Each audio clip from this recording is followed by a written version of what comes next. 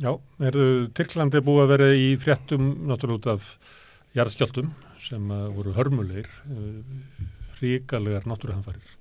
En það eru líka pólitískur skjálfti í Tyrklandi. Þar eru kosningar framundan og sölsetin forseti Erdogan gæti fallið mögulega. Og til þess að ræða kannski pólitíkina og samfélagsástandið í Tyrklandi hingað kominn Þórir Jónsson Hraundal, lektor. Þetta er velkominn. Takk. Ég meina, Erdogan búin að vera svolítið lengi, hvað kannski erfitt að svara spurningu sem svona hvað ef og eitthvað svona, en Tyrkland eftir Erdogan, það ekki alveg klárt hvað það geti orðið. Er það? Nei, það er alls ekki ljóst. Erdogan búin að vera, eins og segir, lengi, búin að vera frá 2003, forsetist ráðherra fyrst og svo forseti frá 2014. Og stilt tök sín bara hægt og bítandi, haft meiri og meiri áhrif. Já, meiri áhrif og hans flokkur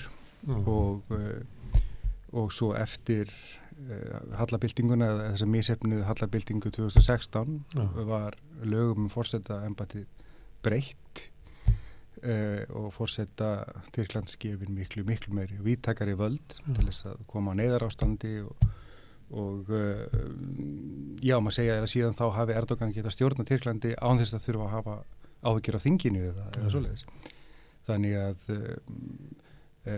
ég vissum að Erdogan ætla sér að vinna þessar kosningar og það eitt og sér er mjög sterkt. Ég meina það voru nú þegar svona efasemdir kosninguna með minni 2014-2016 og þær hafi farið alveg rétt og vel fram.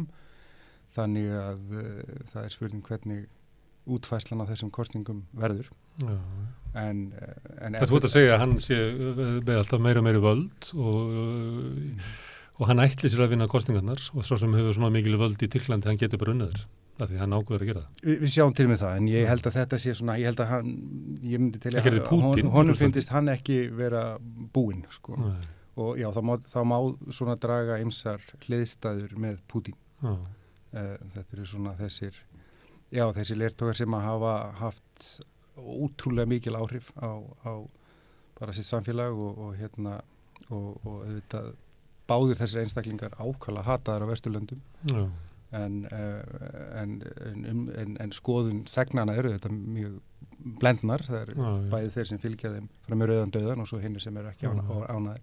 Og svo er þetta svipuð þróun sem eru lýðræðiskjörnir stjórnmálamenn sem að nota völd sín til þess að beygja undir sig eiginlega allar stofnanir lýðræðisins, veikja það.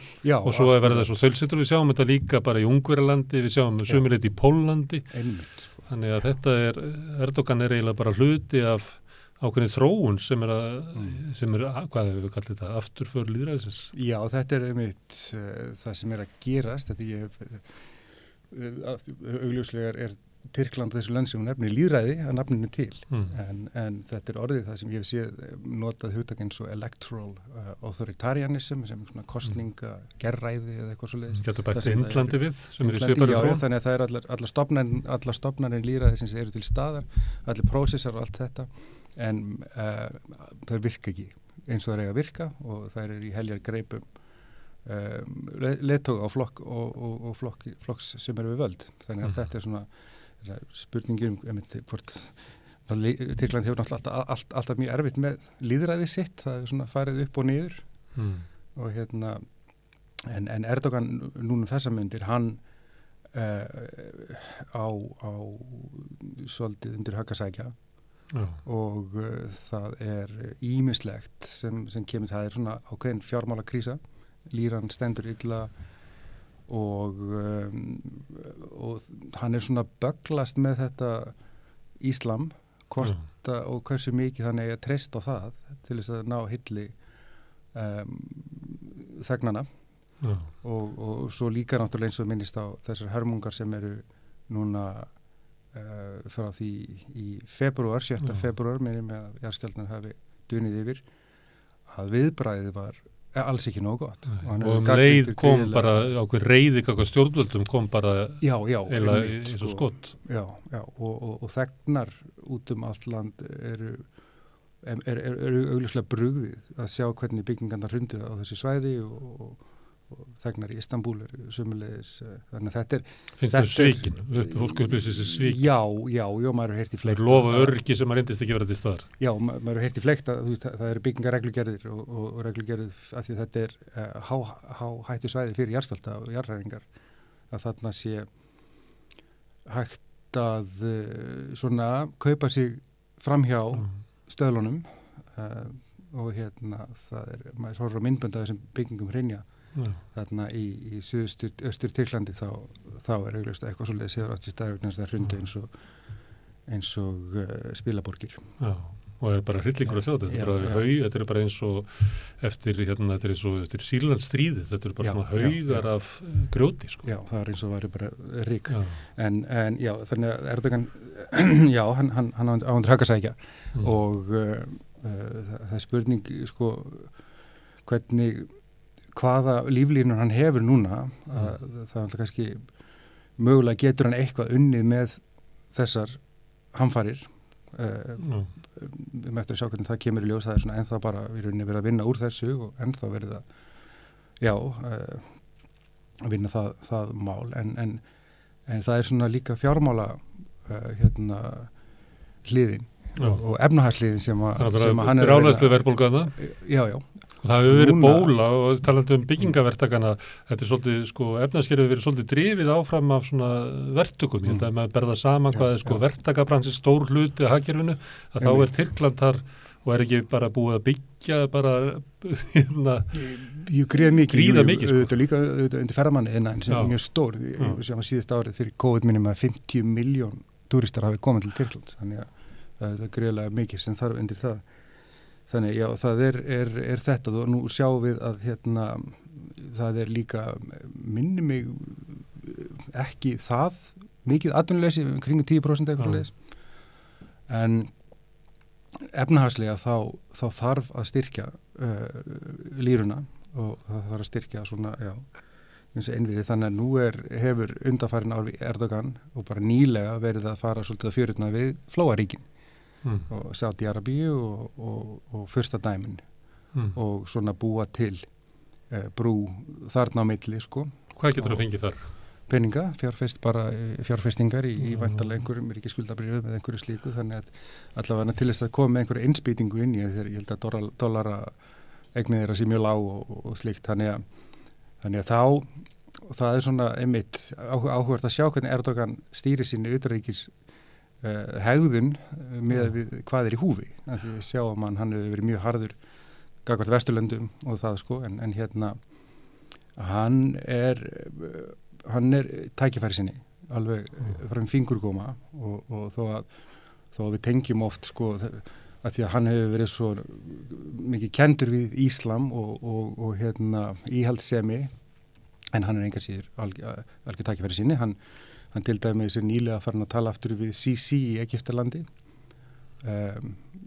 í rauninni og svona hann hafði staðið með bræðralagi múslima bara fyrir 10 árum síðan en núna til þess að halda Egyptum góðum þá bakkar hann þá ekki lengur þannig að þetta er svona líka spurningi núna hversu mikið Íslam verður hluti af hans kosningabaráttu og sá hluti verðist fara minkandi Það sé ekki hægt að sækja atkvæði út á það einhver atkvæði verður alltaf sótt út af það og það er ekki nóg til að vinna fórsetakosningar en maður svona grunar að sko, Tyrkland Erdogans sé bara svona það er bara einstakt einhvern veginn, það er bara hans blanda af þessum gildum vegna þess að það er ákveðin svona liberalismi sem er ekki alveg hægt að leggja jöfnu við Íslam eða íhaldssemi sem að hann hefur stundað í sinni stjórnartíð þannig að það er svona efnarslega svona árið frá nýfrjálsríkju og eitthvað svoleiðis Já, en svo eru þetta að hann hafi tekið Íslam svona og nýtt það í pólitískum tilgangi, það eru þetta frákvarf frá hinni svona alltum líkjandi arfleið Atatürks frá 1923 það mátti ekki Tyrkland var samkvæmt stjórnarskrá veraldlegt ríki og flokkar lentu áður fyrr í miklum vandræðum og var heila lokað ef þeir sýndu einhver merkjum að ætla að fara að nota Íslam og Erdogan, og hérna, þetta hefur verið breyst svona frá 10. áratugnum að þeir hafa aðeins verið að daðra við þetta og hérna, Erdogan gekk nú ekki vel með fyrstu tilraun, hann var settur í fangelsi og hérna, en svona síðan hafa þeir náð að búa til sína ein útgáfa af þessari íslensku retorík sem að þeir blanda saman gildi, þannig að það er svolítið eins og sér reyna að spila á alla þegna Tyrklands. Þannig að, já. En hvað er þetta? Er þetta sjóðirnis sinnaður íslamískur tyrknesk er þetta svona heimatilbúin blanda frá Erdogan eða er þetta eitthvað svona er Erdogan hérna í forystu fyrir eitthvað afl í Tyrklandi? Já, hann er alltaf forystu fyrir flokkinn sín, AKP. Þannig að og hann er í forystu fyrir Tyrkland skiptist í raun má segja eins og nú er orðið algengt svolítið mikið í borg og sveit að hérna trúin hefur alltaf verið ríkari þáttur af svona þessari strjálbýlli menningu minna við strendurnar. Já, og borgirnar hafa verið svona í farabróti í nútímavæðingu og öllum þessum. Þannig þetta er alltaf þessi kontrast á milli borgar og sveitar. Þannig að hann er fulltrúi sveitarna og strjálbýlisins. Já, og vill vera hvort tveggja. Þannig að hann var alltaf borgarstjóri í Istanbul sínum tíma og hann er svona einmitt þessi undarlega blanda af íhaldssemi og framsækni. Af því að hann vill líka að Tyrkland sé þjóð meðal þjóða og Tyrkir eru framalega mörgum svið. Ég meina þessi efnahagsbylting má að segja hefur tekist að mörgu leyti ágætlega hjá þeim þóttir að hafa ekki náð allir markmiðanum sínum og svona en þeir eru líka, þeir taka þátt í erlendri neyðarhjálp til dæmis í Sómalíu hafi verið og þannig að þeir reyna, þú veist, þeir hafa reynt að standa sig eins og svona venjuleg þjóð, sko. En það er alltaf þessi tvíhyggja að hvaða gildi þetta er eins og flestar aðra þjóðir í miðausturlöndum hafi verið að ströggla við allt frá því að það er fá svona frelsi frá nýlendu þjóðunum hvað eigum að nota hérna, eigum að nota Íslam eða eigum að nota einhver evrópskildi eða þetta er endalaust. Hvernig getum við endurskapað vestrænt lýðræði inn í okkar menningarhefs? Já, eitthvað svolítið, sko. Þannig að verður að taka hvort tveggja. Já, einmitt, akkurat. En nú er Erdogan sterkur í tyrkneskum stjórnmálum og bara svo sterkasti frá því að Atatürk var. Og það er þessi flokkur og mikill valdaflokkur, hérna er ríkjandi flokkur. En svo er hérna alls konar hópar sem að vilja eitthvað annað. Jú. Og enginn þeirra er nógu sterkur til þess að vera að mótvægi við hérna Erdogan. Þannig að það er búið til eitthvað mótframboð sem er svona svipað var gert gagnvart Orbán. Það var hérna allir sem ekki, eina sem að saminað á að þeir vildi ekki Orbán. Einmitt. Og nú er komið svipað í Tyrklandi. Einmitt. Og hvað er það? Það er bara svolítið óljóst. Þetta er einhvers konar hvað segir maður í Íslandu, coalition party eða hérna samfylking, já, má einmitt orða það þannig og ég held að það sé alveg rétt hjá það eina sem saman það er að losna við Erdogan og hérna það er þetta bara mjög stóra spurningar hvað gerist ef að Erdogan fer til dæmis, hvernig er sambandi Tyrkland og Evrópusambandsins háttað eftir það mun það allt falla í ljúfa löð eða eitthvað svoleiðis, það er bara mjög erfitt að segja hvernig þetta nákvæmlega fer og ég held að það sé bara þá í höndu þeirra sem taka við að fara einhvern svona samningaviðræður og hérna fara yfir að því að Erdogan er auðvitað búin að breyta mjög svo ásýnd Tyrklands gagnvart Evrópu. Hann er meðvitaður það, hann veit alveg að Tyrkland má ekki vera einræðisríki ef við ætla að eiga í samskiptum við Bandaríkin og Evrópusambandið. Þannig að þetta er eitthvað sem bara mjög spennandi að sjá. Ég held að þetta sé líka ákveðin úrslita stund fyrir Tyrkland.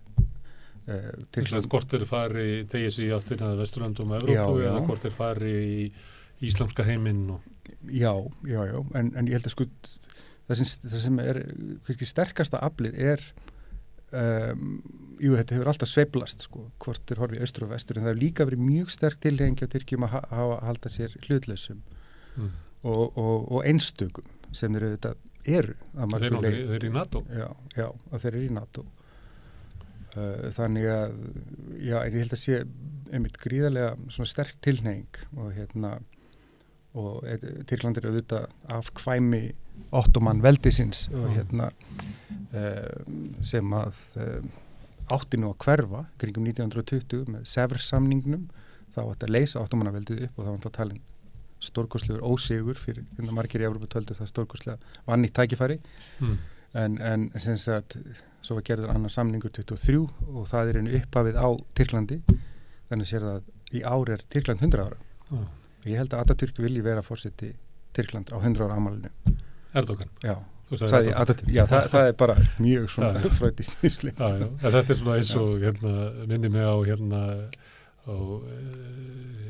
2004 þá var svona Hannes Hafstein og Davíð Oddsson svona var að reyna að búa til svona póla það væri svona upp á endir einmitt þannig það er það er mjög áhugavert þetta skiptir máli hver er forseti það gerir það sko og þetta er sko ef maður horfir á þú veist lýðræði í Tyrklandi þá er það öðruvísi heldur en lýðræði kannski í Belgíu eða einhvers staðar og þetta er alltaf verið mjög mikið ritað þetta þú veist af hverju þessi hugmyndum eins og Bandaríkin og fleiri hafa náttúrulega haldið uppi sko flytja út lýðræðið og gera Írak lýðræðisríki og gera hitt og þetta lýðræðisríki það er kannski meira en að segja það skiptir kannski svolítið máli hvernig ríkin eru fyrir og svona þessi útgáfa af lýðræði sem er í Tyrklandi hún er alveg svona bein afleiðing af hvernig samfélag Ottomannaveldið var. Það var alltaf gríðilega mikil skipting milli þeirra sem réðu þeir sem réðu ekki. Og það er einhvern veginn helst í hendur með eins og bara iðnbyltingun og allt þetta.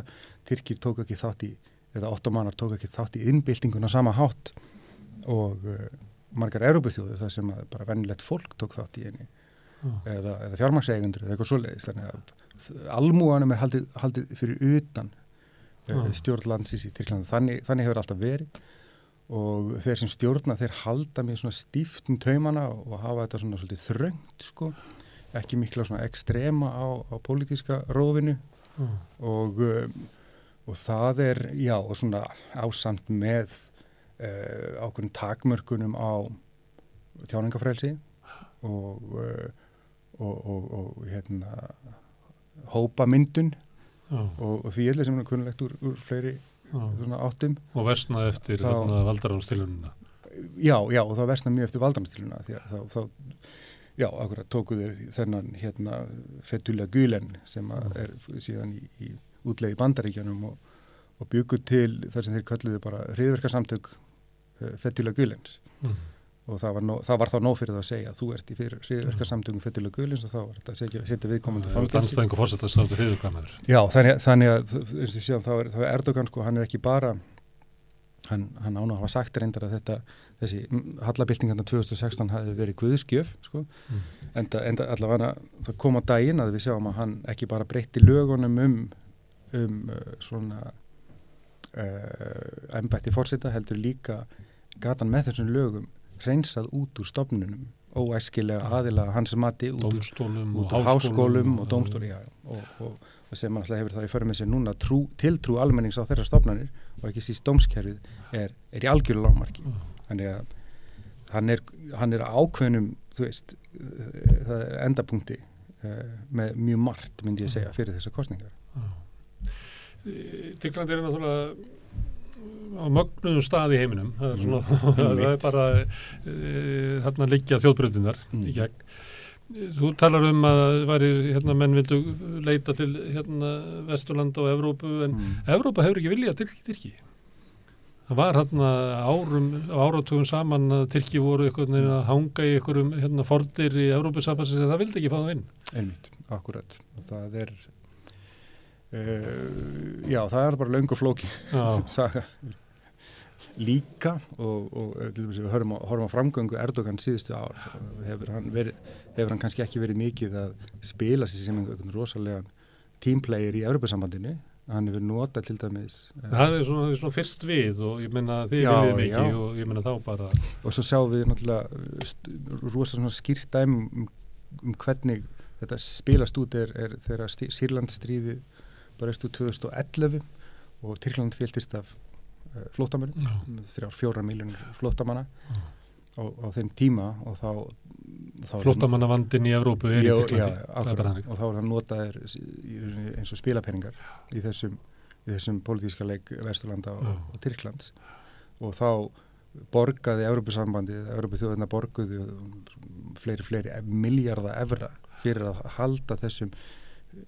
flóttamönnum hjá sér og hann sömuleiðis var það komið ákveðin svona retorísk vopn í hendurnar til þess að fá sínu vilja framgengt.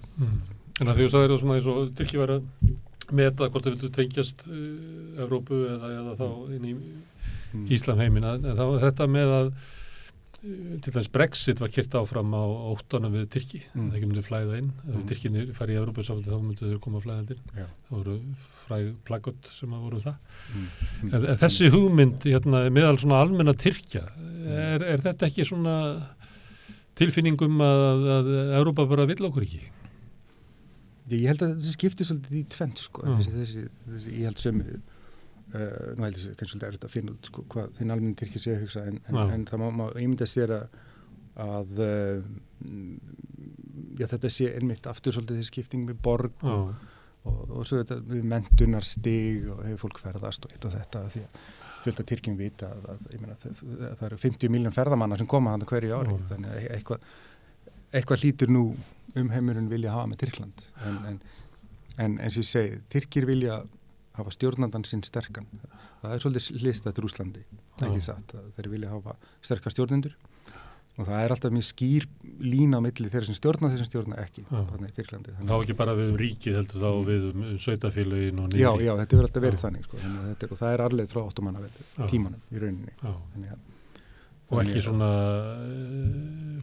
stjórnmálaflokkarnir eru valdaflokkar það er ekki verkalýðshreyfingin er ekki sterk það er ekki svona vantar kannski í þetta svona dýnamíkina sem að þarf að vera í opnu virku lýðræðisríki. Já, og svo er margir sem telja bara tilvist Tyrkland, það er svona kannski svolítið ekstrem afstæða en tilvist Tyrkland sé bara svona alltaf í hættu einhvern veginn það er að sé út af þessum samningi sem ég myndist áðan Sevr samningurinn 1920 það sem að lagta til að leysa upp bara algjörlega og þá hefði ekki neitt Tyrkland orðið til þannig að þetta kemur einmitt aftur, þetta er svona einn af þessum bókimenn þessum hlutin sem við notaði þegar eitthvað kemur upp eitthvað vesen eða mótmæli eitthvað þannig bara þú veist passið ykkur núna annars þú veist annars bara innbyggt í söguna að allur heimurinn sé á mót okkur já okkur kalla þetta bara Sevr syndrómið eða Sevr paranoian sem bara poppar reglulega upp Má ég byrja að spá hvernig kostingar það fara? Nei, það ætla ég ekki að gera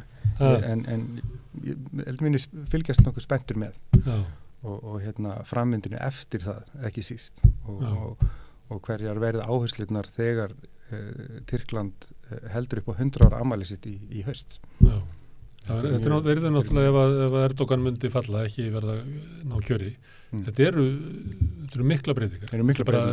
Tímabili lokið. Já, þetta eru mikla breytingar, já, mjög svo. Og svo er ennönnur saga hvernig tengsl Tyrkland og Rússlands er að þróast og hafa verið að þróast undanfarin ár. Þannig að, já, ég held að það sé ákveðin úrslita stund fyrir Tyrkland og verður mjög áhugavert að fylgjast með framhaldinu. Já, Þórir, kæra þakki fyrir að staldra þetta við og tala um þetta Tyrkland.